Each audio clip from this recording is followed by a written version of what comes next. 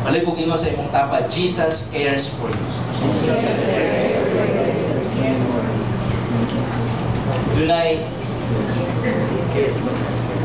Dunay batan-on, mitawag siya sa iyang uyab. Ang nakatubag pag yun, ang papa sa iyang uyab nga pulis. Angan sa nanawag si James. Si James, mitawag sa iyang uyab, apan ang nakatubag, ang amahan niyang pulis, pero tiniyang hadluka. Nagpurog-purog si kanang James ang naggunit siyang cellphone. Ningon ang amahan, hello, kinsa ni? Wala tingog si James. Nangisog na ang amahan, kinsa lagi ni? Ningon din si James, this is James from Who Wants to Be a Millionaire. And I have a question to your daughter Christine.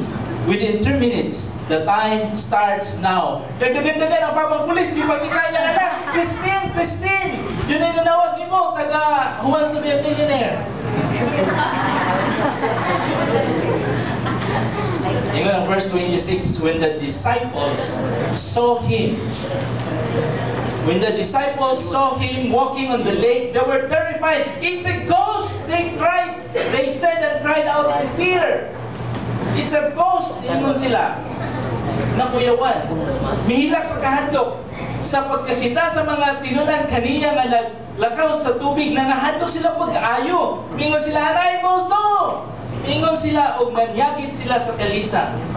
Now, it is interesting to note that the disciples saw him walking on water. You know why? Because some commentators argued that Jesus was just walking along the shore. Wala din siya milakaw sa dagat. Nara siya dapin sa baybayon, naglakaw-lakaw. Niya tungod kay ang mga tinunan, nangakapoy na, nangaluya na, nangahadlok, murag nagkuhan sila, sitawagan na. Nalimungawan. Naglakaw na kuno, pero nanay sila din sa dagat. That's why, John chapter 6, verse 90, sa pag-record ni John, ingon siya dito, they were 3.5 miles away. Muna naingon dito nga, 3.5 miles away from the shore. Jesus was absolutely walking on water. They all saw him. Now, what's the significance of this statement? There wasn't any deception here. Some interpreters said they just thought they saw him. But it was clear, klaro kaayo, that they saw him and they were terrified. It was bad to be in the middle of the storm. They were weary, hopeless, afraid, and to add to all of that, here comes someone walking in water. Misamo dyan lang nila ang problema. It's reasonable, they were terrified. Reasonable lagi nga mga handog siya because they can't handle it. It's a ghost. And Mark adds that Jesus was about to pass by them.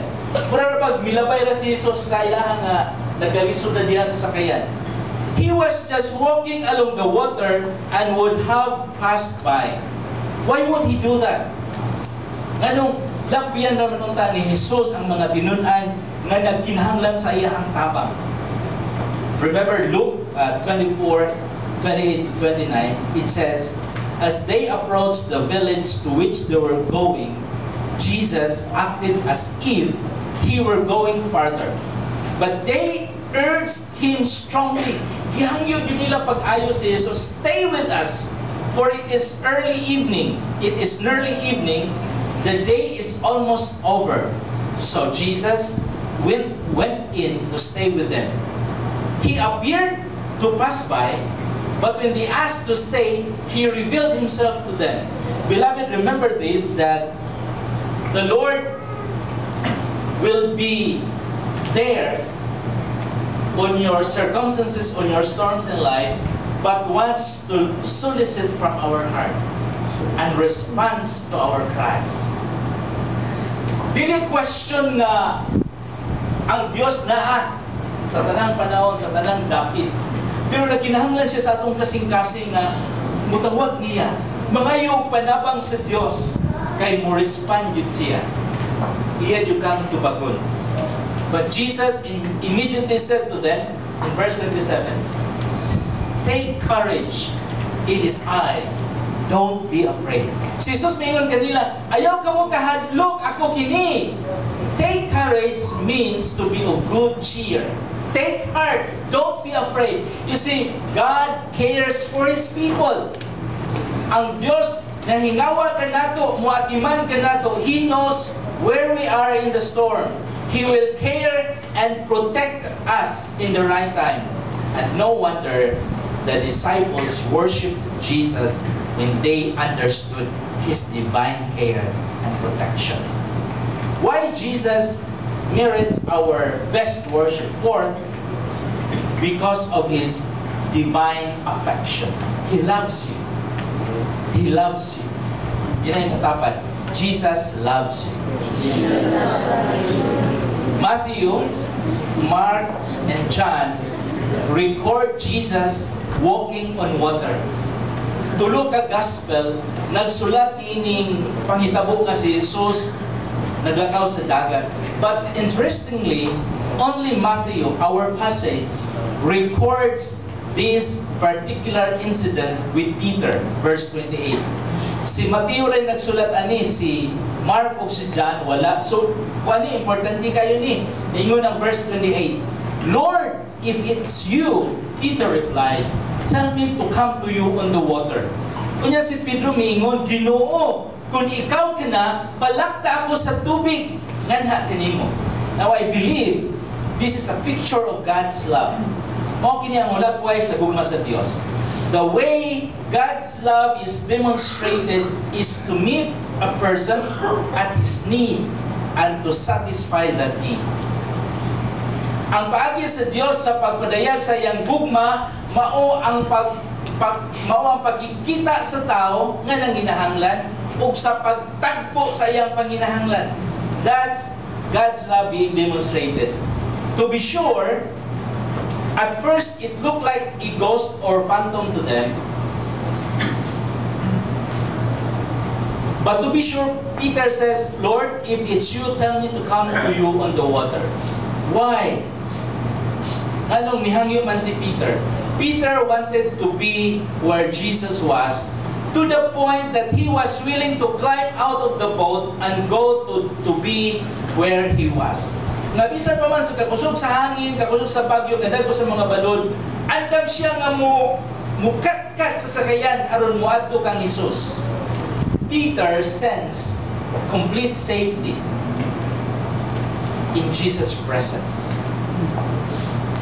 Nakita ni nabati, kita ni Pedro nga luwas siya kung naa siya sa presensya ni Jesus. He is aware of the fact that he had no resources and all he could think was running toward where Jesus was, even if it was impossible. Now the Lord is trying to build into Peter the character that will enable him to be the leader in the early years of the history of the church. Wala sa multitude ng mga tao nga gusto na himuong hari si Jesus by force. Ang gingharian sa Dios kung naa sa sakayan. Tuwa sa sakayan ang gingharian sa Dios. Iyan giandam si Pedro. Ang kinaiya ni Pedro giandam sa Dios aron mahimo siyang leader sa early church, sa sugod sa early church. The first 13 chapters of Acts were about Peter. Ang nag-unang 13 ka mga kapitulo sa Acts, naghiskot ka na mahitungod ni Pedro. So kini nga to ang gitun-an karon mo ni mold sa iyang character. In John 13, the Lord went around the table. He was washing the feet of the disciples. He came to Peter and he couldn't handle the Lord and says, "You will never wash my feet." Sa diyang nakita niya na gilimpyuhan ni Jesus ang dili sa mga tinunan, wala na nakapugong si Pedro sa iyang kaugalingon. Dili yun di mo hugasan ang akong tiil. The Lord said, "You don't understand my humiliation, Peter. If I don't wash you, you have no part with me." So Peter says, "No, not just my feet, Lord, but my hands and heads as well." Peter had seen enough of the power of Jesus Christ demonstrated, and now seeing him standing on the water, he believed the Lord could help him walk too. That's why in verse 29 it says, "Come." He said, then Peter got down out of the boat, walked on the water, and came toward Jesus. Dali na rin. Itubag si Jesus. Busa mikawas si Pedro sa sakayan, ug milakaw sa tubig ngadto kang Jesus. Now the word "come" had all the tender affection that a loving father would have for his little child who has longed to see the security and safety and calls for his father to embrace him. Muna ni siya, gamay pa mong bata imong gituluan og lakaw, na maglisod paglakaw, mingon ang amahan, "Come." So ang imong anak bisag galisod pa og kanang barog, sa diyang gitawag sa siyang amahan nga "Come," adto gid siya, because he knows the security and safety. This is one of the most significant parts of the whole story. Peter was going to Jesus. He had come down out of the boat and walked on the water. Walay problem kan Jesus nga naglakaw sa dagat, kay siya may naghimo sa dagat. But for Peter, it's difficult. It's difficult. In all recorded history, only two men ever walked on water. Duha ra gyud, Jesus and Peter. But Peter's faith was challenged when he saw the wind. Ang pagtuo ni Pedro gisulayan sa dihang nakita niya ang hangin, makusog na hangin. Naingon ang verse 30. But when he saw the wind, he was afraid and beginning to sink. Cried out, "Lord, save me!"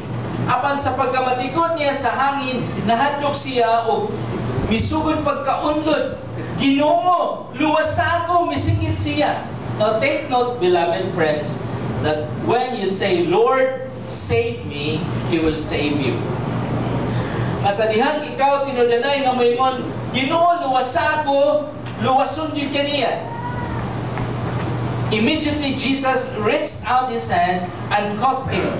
"You of little faith,"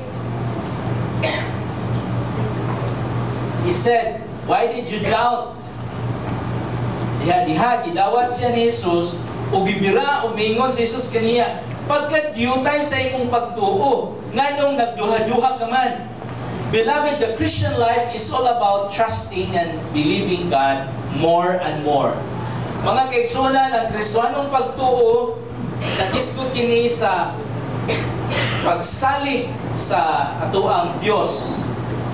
Pagsalig o pagsalig kanunay. Jesus knew Peter's faith was little, weak, and fragile, but the Lord never rejects weak faith. Instead, He takes it and builds it. Before we condemn Peter and others' little faith, remember this, that little faith is better than no faith at all. Mas maayo na ang doon kay gamay nga pagtuo kaysa wadyo kay pagtuo.